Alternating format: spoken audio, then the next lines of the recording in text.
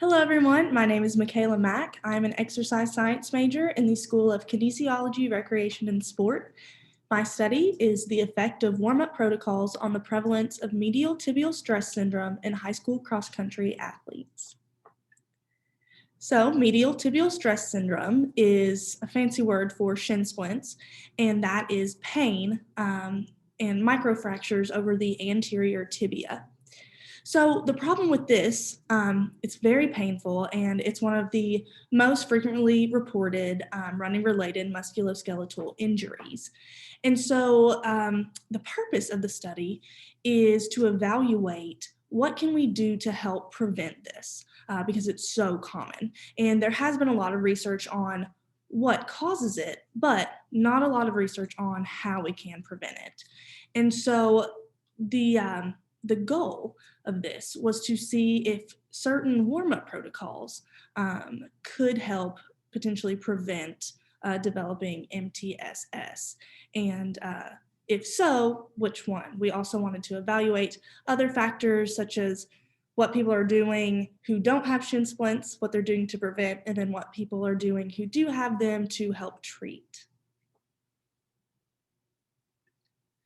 So for the methodology, this had to be changed a lot due to COVID-19. So we had to make everything contactless to adhere to CDC guidelines.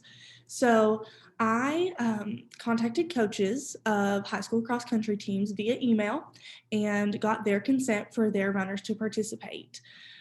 Because high school cross country runners are between the ages of 14 to 18, we then had to get consent from the parents for those under 18. And then from there, we could finally send the electronic survey to the runners. And then they gave their consent to participate. This was a Qualtrics survey. It was 12 questions and took them about 3 minutes. And so some example questions here. Do you, the participant, warm up before practice and or competition? And then if so, how do you warm up? And then gave them some options and then broke it down in layman's terms as well.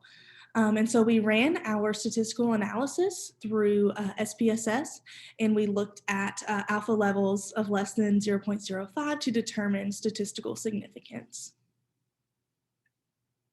So for our results, we did have a smaller sample size than anticipated, again, due to COVID.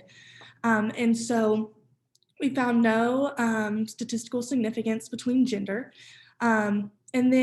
So we did not find any statistical significance between any specific warm-up protocols and the prevalence of MTSS.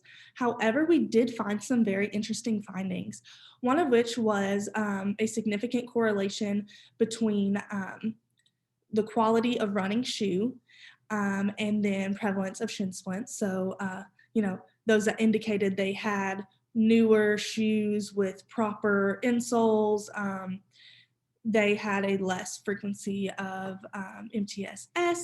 And then another very interesting finding was a correlation, and a negative correlation at that, between BMI, body mass index, and prevalence of shin splints. So those with a higher body mass actually experienced less occurrence of shin splints. And so the future implications, so this is, again, some very interesting findings to communicate to coaches and athletes. And of course, more research does need to be done on the specific shoe that may lead to some prevention of MTSS. Also, how and why does body mass index affect the occurrence of MTSS physiologically?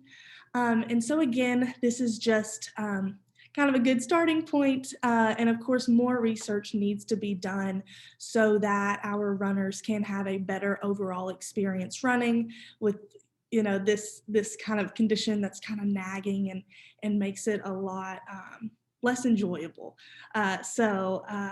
Yeah, I think that is all. Here are my references, and here's my contact information.